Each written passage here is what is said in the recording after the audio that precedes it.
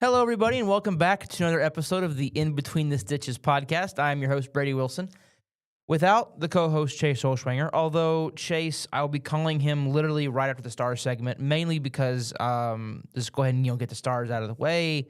And that way we can call him for the Mavs and then the Rangers and then baseball prediction segment and then football.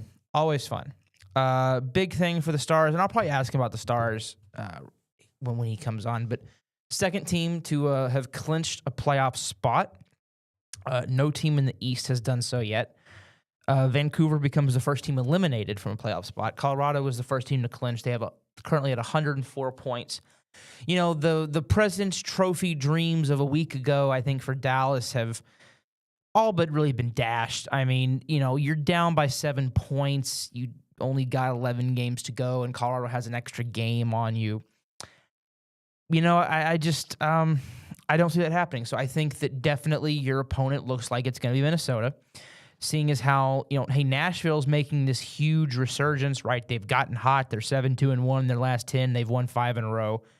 They're surging. The Kings in Seattle are floundering. Winnipeg, I mean, look, Winnipeg could get hot, and that'd be kind of fun if Winnipeg decides to join the fray. But, I think for the most part, it's probably going to be Dallas versus Minnesota in round one. And I think for Dallas, the big thing you have to talk about is we've been playing not great right now, right? Last week, we've lost some games. We're 5-3-2 in our last 10. We've lost 2 straight. We lost to Minnesota, and just was a horrific defensive breakdown in overtime. And then Jake Ottinger just had a terrible game against New Jersey. It happens. Rather get these games out of the way now, because now we're guaranteed a postseason spot. So I don't care, right? Get these out of the way now. They have a road trip that will be, I think, 4 games long. Starts tomorrow. Sorry, I keep forgetting that today's not Thursday. Today's Wednesday. I'm like that old George Carlin joke. All day Wednesday, you keep thinking it's Thursday, and then the next day you're all right again. It's kind of what I feel like. So tomorrow I'll be all right, but. They play the Islanders tomorrow in New York, and then Pittsburgh on Saturday, and then Philadelphia on Sunday in a back-to-back, and then Tuesday against Boston, all those on the road. I believe that's their last major road trip before the end of the year, because then they come back for 5 straight at home: Winnipeg, Colorado, Calgary, Minnesota, and the Rangers, and then New York Rangers. And then they go on the road for 2 games, Toronto and Buffalo, to end the year. It could be a Stanley Cup rematch and preview all at the same time, that last game in Buffalo, as the Sabres are one of the better teams in the East. It sounds like, and a bit of good news, though. So, we got some bad news, right? Minnesota, we lost to them. We lost to Vegas. We lost to New Jersey. 3 straight, actually. Sorry. The good news is that it sounds like Mikko Rantanen should be back on this road trip, and he will probably be back on Saturday against Pittsburgh. That's good news. To have your best player, I think, I'd probably say all around best player back with, the hope for me was, can we get him back? Can we get him back for that Calgary game so that I can go see him, right? Because my dad are going for that game. But I think just as a plain Stars fan, right, that wants my star player back, I was hoping, could he come back that Minnesota or the Rangers game? Let's say Minnesota. That would give him those 4 games to end the year, getting back in game flow before you hit the postseason, before you hit the Stanley Cup playoffs. I think that getting him back now, right, with still a nice little chunk of games left, that gives him some games to get back in the swing of things before you go to the Stanley Cup playoffs and more than likely face a very, really tough Minnesota Wild team who just beat you. And you'll have another chance to beat them at your barn on Thursday, April the 9th. But, I think that for Dallas, the hope has to be that maintain your number 2 spot in the Central, get that sweet, sweet home ice advantage in round 1. And then more than likely you'll be facing Colorado round 2, where they'll have home ice advantage because they're probably going to be the President's Trophy winner. That's going to be a challenge. This has been definitely a very fun year for Dallas. I think this team is of the last 3 years, this is being the fourth year, kind of this core, this group being together, right? 3 back-to-back Stanley Cup Finals, Western Conference Finals losses. It's being the fourth year now. I think this is probably the best of the 4 teams, and it sucks because Colorado is also really, really good too. But I feel like every game we've played them, right? They've gone extras. They've gone overtime. And I think that if I say extras, if I say some of the baseball terminology, I'm in a baseball mood, so just ignore that, hockey fans. I'm very, very sorry. I think for Dallas, right, sorry, I completely lost my train of thought when I moved this. What I was saying was that with Colorado, we've gone overtime every time. We think we've gone to the shootout every time. It's been a very, very evenly matched 2 teams, right? It's fast-paced. It feels like the Olympic hockey, right? And I'm really, really worried because we've beat up on Colorado for the most part, but at some point, the little brother, right, the other team has got to get a couple shots in, and you're just kind of hoping that you haven't wasted those shots, right? I do think Dallas has a pretty good chance at winning the Stanley Cup this year. And when we get to the finalized teams and me and Chase probably, fill out a bracket or whatever, I'll probably do one where I have the Rangers. I'll probably not even do one with the Stars winning. I'll probably have the Stars losing to Colorado just because I believe that at some point in a rivalry, each guy's got to win, and we've been doing most of the winning. So I'm just worried that we're going to get bounced in the second round by Colorado. I think it's a very similar worry that I had with the Rangers and getting bounced by Houston pre-playoffs. Now, to be fair, we've beaten Colorado.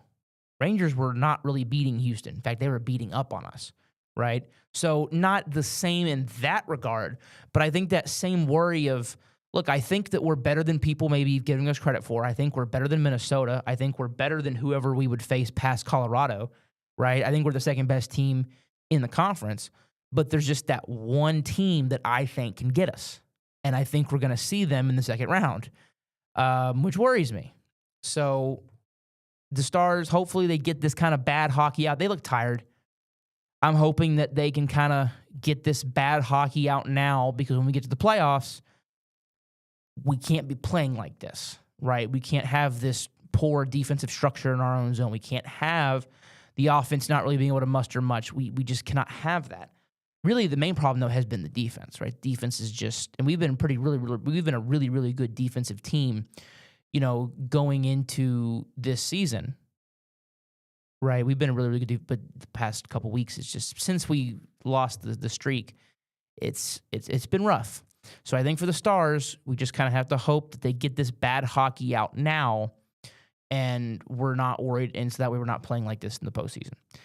So overall, still pretty optimistic. Obviously, when you clinch anytime your team can clinch a playoff spot, that's cause for celebration, right? There's plenty of teams that will not make it in the playoffs every year, and so the fact that you're able to make it now in your 5th straight year, that's pretty cool, right? That's pretty cool. So now we're going to give Chase a call and have him talk about the Mavs segment.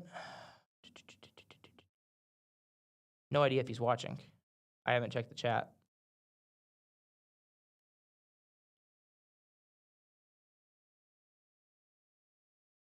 Chase, can you hear me?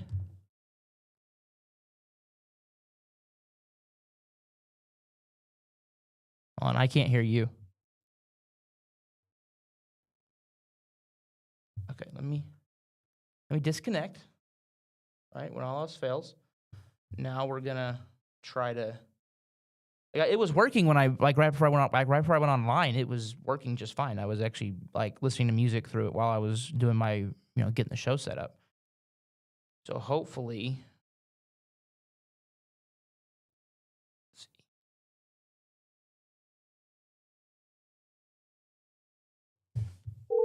There it is. There it is. All right, we got it working now. I don't know what it was. Sometimes it just needs a second to disconnect. Hello, Chase. Can you hear me? Yeah, I can hear you. You're good. All right, awesome. How's it going? It's going fine. I've had a couple this is why I need my co-host because I look to defer to you and I'm like crap. I got to keep talking because it's it's dead air. Talking about the Stars, second team to clinch playoff spot, but they've not been playing great hockey the past couple games. So I think my take was just let's get the bad hockey out of the way now before we get to the postseason. I agree. I think it's always good to battle some adversity, especially we know the Stars battled adversity to start the season, and they clearly bounced back from to this point. They're battling a little bit of adversity going into the postseason. We know that they're lacking some players, some very talented players. So I think if they can knock this rust off, get their players healthy going into the postseason, I think there's a lot of success. Yeah, I think getting Rantanen back, maybe getting Rope back, before the playoffs. Rope though sounds like he's a little bit behind. I think just getting really Moose back and just trying to, look, the good news is that we've clinched. Nothing bad can happen, right? We've clinched. And there's not a lot of teams that get to clinch this many times, right? So that's always, I think fun because when you look at, other teams, man, clinching the postseason it's a cause for celebration. And just hopefully it's this year we're hoisting the cup. Yeah. All right. Well, we'll go to the Mavs now. Chase, I know we officially got eliminated from playoff contention. Shocked. Oh, dang. I mean, just crazy that we're not going to be in the NBA Finals this year. Luka might. But yeah, we won't. Yeah, we'll see. We'll see about that. But nothing really going on with the Mavs. They had a game 2 nights ago versus the Warriors where they had a chance to win the game at the buzzer. Najee Marshall for 3, but he missed, and then they ended up losing in overtime, which was good. But I want to send prayers to Moses Moody. He had a very gruesome injury during that overtime period. I don't know if you saw that or not. I did not.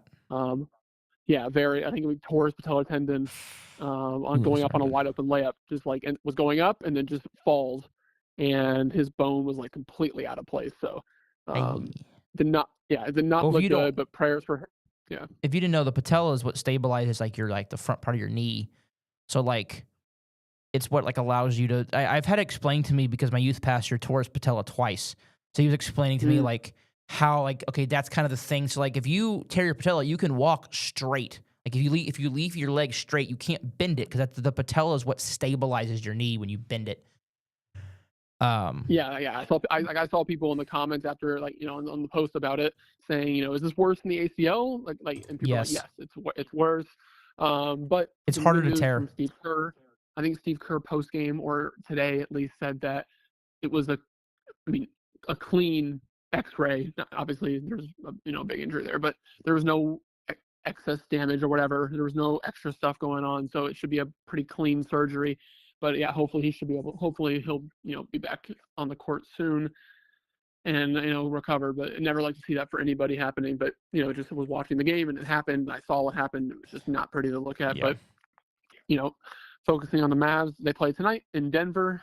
Hopefully another loss as we are coming in on the end of the season. And I know you mentioned it, a couple weeks ago, saying that we actually have a reason to watch the lottery now. Obviously last year we watched it because why not? We didn't have any expectations going into it.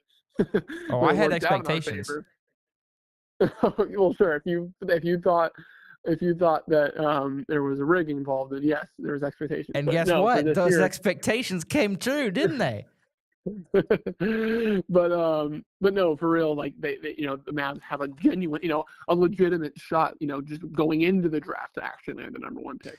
But hopefully they can land, a good pick and then have another cornerstone piece next to Cooper. But that's about it. They gotta keep losing. I believe there's 10, 11 games. I think they're 23-49. So there's a lot. Wow. What is that? 10 games left? Wow, that's bad. Right? Is that 72? That sounds right. 23-49. Yeah, that's 72. I think it's 72. So yeah, there's 10 games left. We're not math majors here, folks. So nor do we claim to be. But hopefully, and out of those 10 games, there's 1 win in there at most. No, I mean, yeah, it's Look, if we get the number overall pick again, I'm gonna say that they need to update Basketball Reference with the Luka Doncic trade. We got 2 first overall picks, Max Christie and a 2029 first. So I mean, yeah, there you go. No, Yeah, but but the only thing really to look forward to for the rest of the Mavs season is Luka does come back to Dallas one more time, April 9th. So a couple weeks yay. away, Luka comes back again. That'll be obviously a sold out game. That'll be fun. Obviously the season's over, so people don't care if the Mavs win or not. They just want to see Luka. So that's definitely marked on the schedule, that he's coming back home one more time this season. And yeah, that's about it. So just All right. Well, not really hate watching our team, because that's not like I'm mad if we win. It's just if Nico you Harrison don't ever is in want- like a celebrity golf tournament or something, we're all gonna hate watch him. Like we're just gonna hope that he just like shoots 15,000 under or over. Yeah, over. Yeah, I forget golf is weird. Yeah, there's not hate watch. I don't hate watch really a ton. The Eagles, Astros. the Astros. The Avalanche are probably on that list for me now. They weren't maybe 2 years ago, they but probably are. After all the I almost slipped there. All the crap talk and trash talking they've done over the past year, I'd say they probably made my list. I think I'm gonna have to update it. They're close for me. I think NHL and NBA. I mean, there's not even really an NBA team. I don't hate watching any NBA team. No. If Nico Harrison gets hired, I'm gonna hate watch them, but that's it. Yeah, exactly. I mean, I have a better chance of getting hired somewhere than he does at this current moment. But no, that's about it. Well, so nothing. That'll be the map segment the rest of the way. Nothing going on. All right. Well, let's get to the meat of this episode, which is it's opening day eve. It's amazing. Opening day tonight, right? Oh, there is a game tonight. Okay. Well, today's not opening day. Tomorrow is opening day. Come on. let's be real. Let's be serious. Today is opening day. I mean, tomorrow's opening day, not today. I know people are going to like, oh, look, you said it. No, tomorrow's opening day. Today is just the stupid, we want profit game thing. No, tomorrow's opening day. It's like, remember last year they played that stupid series in I think it was South Korea or whatever, and so and it was 2 games. Had their record affected. Yeah, it was 2 games, and it's like this is the dumbest. Why? So they can see Ohtani in person. And yeah, well, you know what? Do what the NFL does then. Just go play a series. I know it'd be difficult, but I don't know, maybe back it up to the. That's definitely hard. That's definitely hard for baseball, considering they play almost every day. Okay, well then just give them an off day the next day. Make it a weekend series and give them an off day the next day, and then or hell, give them 2 off days. Just like, hey, maybe schedule a double header, in April or something when it's early, and then have that series in June, and then give them 2 off days coming back. Yeah. You could do that anyway. Season predictions. I worked hard on mine. I also did do awards. You didn't have to. I don't know if you did or not. I think you probably did. I did. Okay. I did. Yeah. I did MVP, Cy Young, Rookie of the Year, Closer of the Year, Manager of the Year, and Comeback Player of the Year. Okay, I did not do Comeback Player or That's Closer of the Year. That's fine. I did everything else. Those are just a little more fun. All right. Well, we'll get into. Let's do the. Yeah. Let's do award predictions first. Actually, I think it'd be more fun to do that first. Right. My AL MVP this year, I have Vladimir Guerrero Jr. from the Toronto Blue Jays winning it. All right. Now, people should also disclaimer for me, I don't like to pick the obvious candidate because I don't. Because Aaron Judge, that takes no, you know what I mean? If you're right, do you get any points or whatever for getting, no, it's Aaron Judge. But I try to think of who's the next best guy that could get hot and could have a great, I think Vladdy. Yeah, I love it. I mean, you want me to give mine now? Yes. Or next? Or we're gonna alternate. Well, I totally agree with you, and I would love to go Bobby Witt and Juan Soto as my MVPs, but right. I'm trying to get this right. And I'll go ahead and do both my MVPs. I have Aaron Judge and Shohei Ohtani.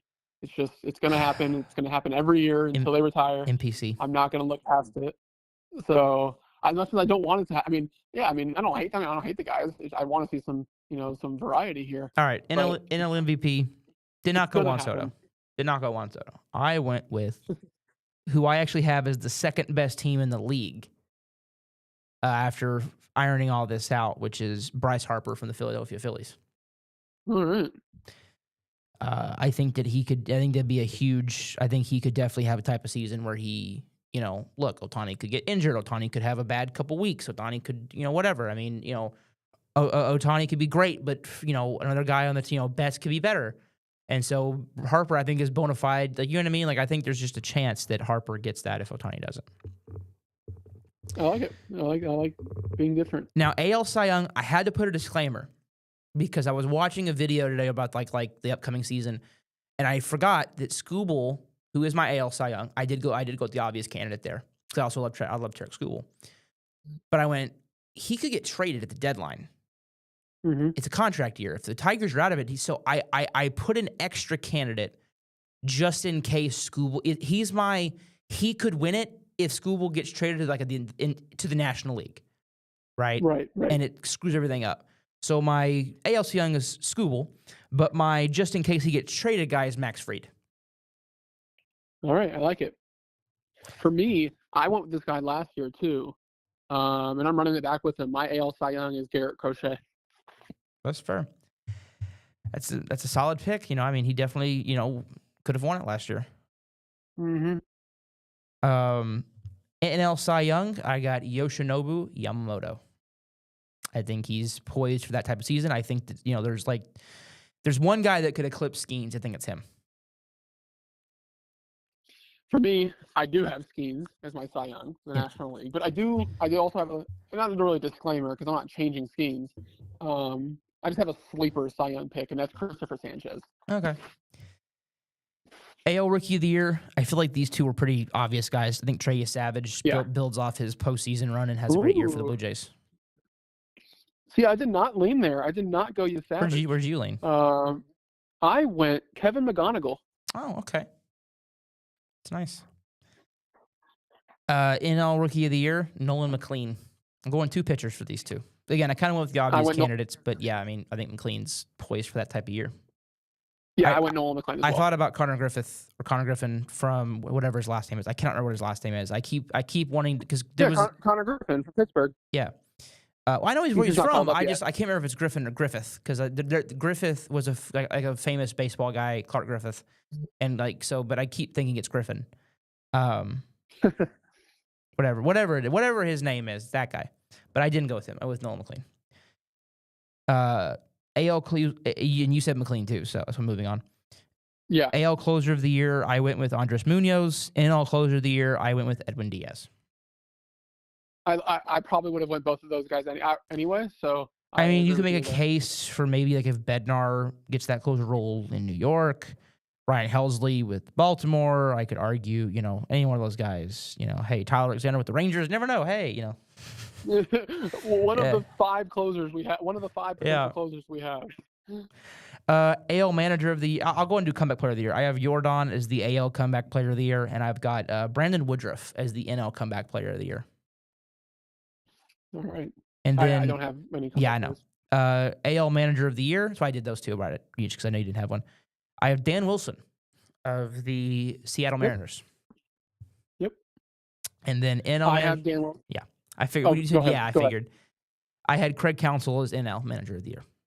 Nice. I have Dan Wilson as my AL Manager of the Year, but I went a little unique here for my National League Manager of the Year because I'm high on them for this season. And I'll get into that when we get into our records. For National League, I have Don Kelly, of manager of the Pittsburgh Pirates, as my manager. Interesting. Of the year. I think Pittsburgh has a surprising year. Okay, well, let's get into the predictions. Let's go the senior circuit first, the National League. NL West, I've got the Dodgers in first place at 101-61. I've got the Padres in second place in a wild card spot, 92-70. I've got the Diamondbacks in third place, 84-78.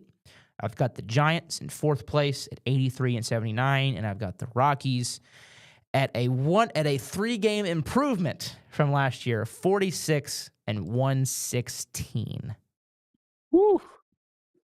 They added a few pitchers. They had Jose Quintana and a couple guys, but so there you go. There's your 3 wins. What about you? For me, For me, I got the Dodgers in first, obviously. Shocker. At 103-59. Oh, you didn't go 125 or whatever. You went that one year where you had them at 114 wins or whatever. I went 110 last year. That's right. Yeah. Yeah. 103, but I think 110 is more likely this year with the additions of Kyle Tucker and Edwin Diaz. But I went 103 and 59. Padres in second at 84 and 78. The Giants at third and 80 and 82. Okay. The Diamondbacks in fourth at 78 and 84. Okay.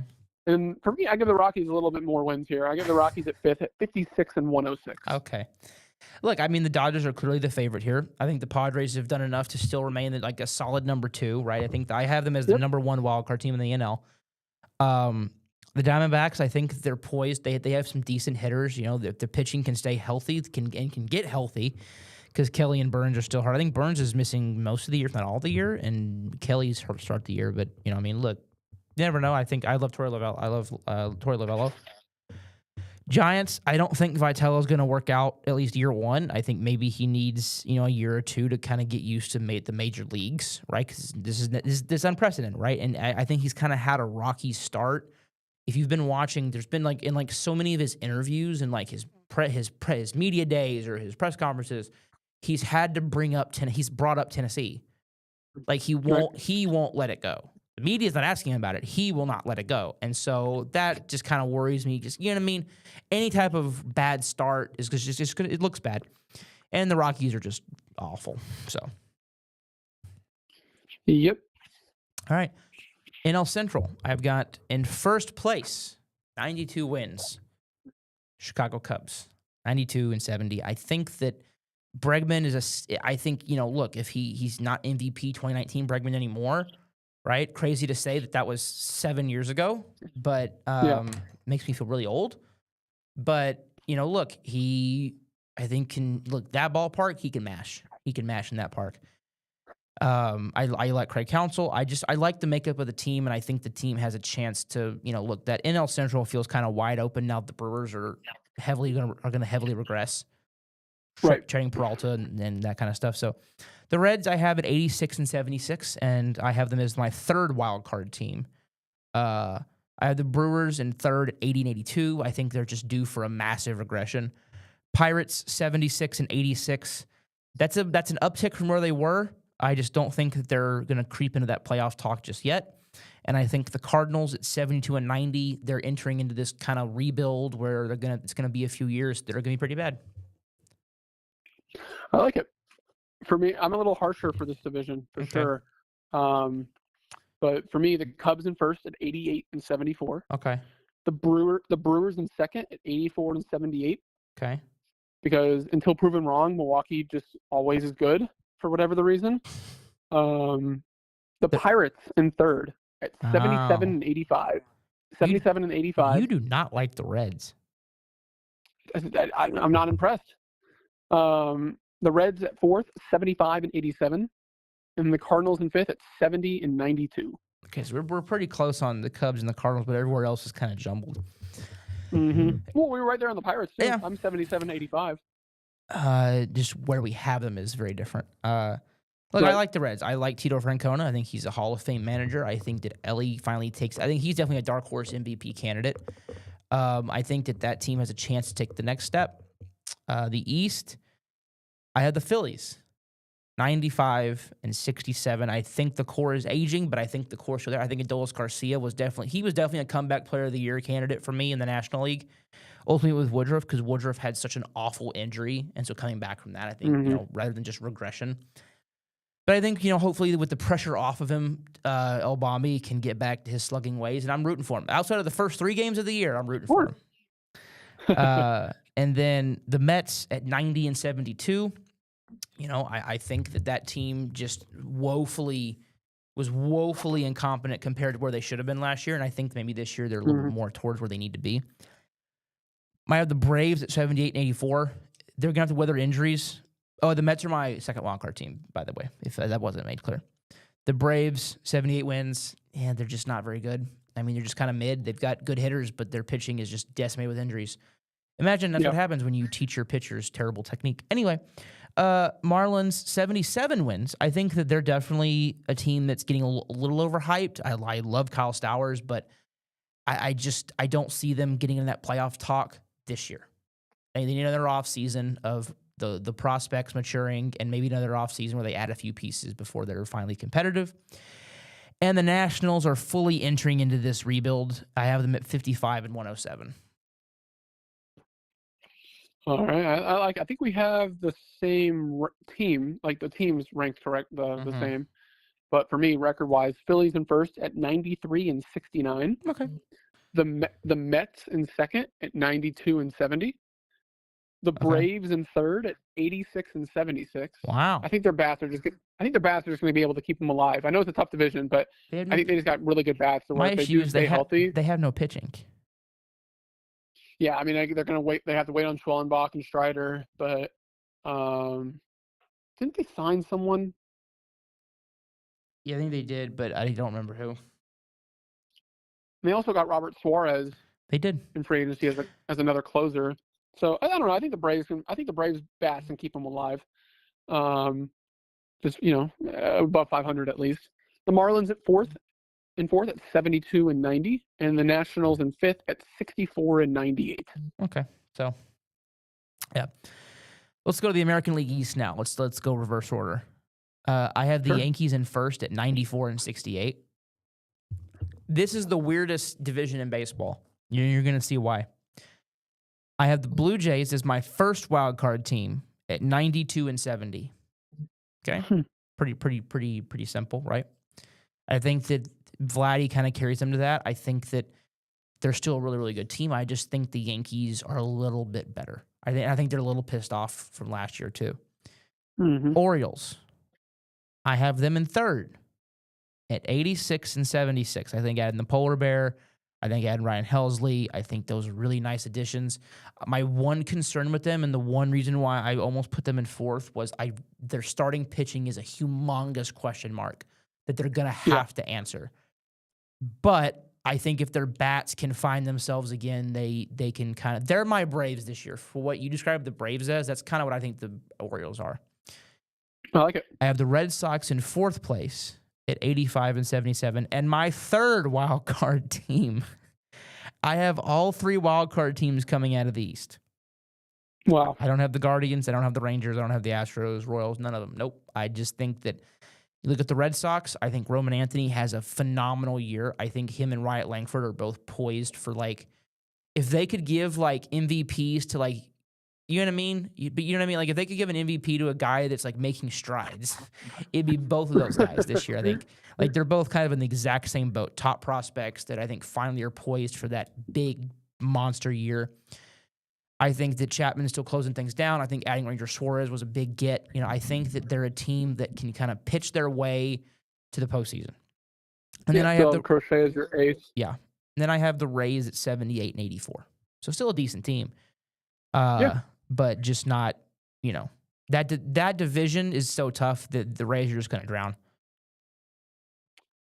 I have, again, the same teams in the same rankings compared to you, just different record.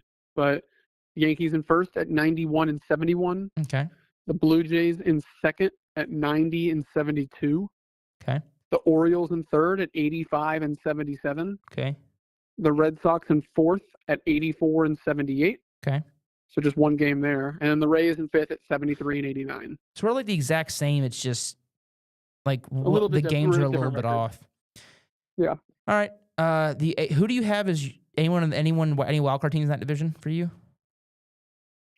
The Blue Jays and the Orioles. Okay. I do think that at least two wildcard teams come out of that division. Mm-hmm. And then it's ironically enough, then it's a three-way fight between the fourth place team in the East and the second place Central team and the second place West team. AL Central, the worst division in baseball, I think by a pretty decent margin too. I have the Tigers as the lowest win total for any division winner at 88 and 74. I have the Guardians at 83 and 79. That's right. Read my handwriting, it's a little bit tough here. I have the Royals at 79 and 83. I have the White Sox at 70 and 92. And I have the Twins at 60 and 102. Pretty bad. So we were almost, again, the same there. I switched up Well, I'll get there. The Tigers in first at 85 and 77. So for me as well, just the lowest division winner for when it comes to wins. The Royals in second at 81 and 83. So I just have one team in this division over 500. The Guardians in third at 78 and 84. I as well have the White Sox in fourth at 70 and 92. And then the Twins in fifth at 65 and 97. Yeah, I just think that division is really bad. Mm-hmm. And I think that the records will reflect that. And then the American League West. This is a fun one because this is our team, right here. So where do you have them? The American League West, I have the Mariners in first place at 91 and 71. I think that they're such a streaky team, but I think that they get hot. I think that if they can eliminate the streakiness, they could be a really great team. Mm-hmm. I've got the Rangers in second place at 84 and 78. So slightly better. I think Mackenzie Gore and Brendan Nimmo getting some of the other guys out of the lineup help. I think they missed the playoffs by a game. Astros, which would break all of our hearts, but whatever. Astros at 82 and 80. I think they're due for big regression. I know that they got Jordan and Correa and Altuve. Pena's still pretty good. Yiner's still pretty good, but I just think that the rest of that line, they're running out of names. That's it. They currently have two starting pitchers. Yeah, the drop off, and I know it's like, well, Brady, you just named a bunch of guys. Yeah, but the guys after that suck. So if they have any injuries, they're screwed. And then they have no pitching outside of Javier. So like, it's not a great team. I don't think. I think they're they have Hunter Brown is their okay. They have Hunter Brown and Christian Javier. Outside of them, no, Javier is not even confirmed. It's the Tatsuya Ime is the second pitcher. Okay, they have two major league bona fide starters. Ime is an unknown. Athletics 81 and 81, better than what they were last year, but still not in the playoff talk. And then Angels 65 and 97, pretty bad. We're pretty close here. Again, same teams actually, so there's a spoiler for me. But the Mariners 91 and 71, likewise with you. Perfect, yeah. Rangers in second, getting that final wild card at 85 and 77. Wow, look at you. The Astros in third at 83 and 79. Okay. The A's in fourth at 75 and 87. And the Angels at fifth at 58 and 104. All right. Yeah. I mean, all right. Now the big question: who do you have as the pennant winners and the World Series winner? You want me to go first? I'll let you go first because I've been going first the entire time. Well, pretty simple. I think this is a very popular choice of two teams here, but I got the Dodgers beating the Seattle Mariners, completing the three-peat. That's hilarious. My National League champ, I had the Los Angeles Dodgers. I don't want to go I would love to go Phillies or Cubs here or Padres, but I have to go with the obvious answer. I have to go with the Dodgers. I just have to. I have to. The American League champ. I really thought about picking the Tigers. They defy everybody. I actually thought about picking the Blue Jays and the Yankees. Literally every team I kind of heavily considered, except maybe the Red Sox. But I went with the Seattle Mariners as the American League champ for the first time in their history, American League champs. And I have the Seattle Mariners upsetting the Dodgers in the World Series. For their first ever, but we had obviously it's going to be a very common selection of teams for sure. All right, well, who did you have as your playoff teams? Because I named like for each one, for each league. Mariners is the 1 seed, Yankees 2 seed, and Tigers 3 seed.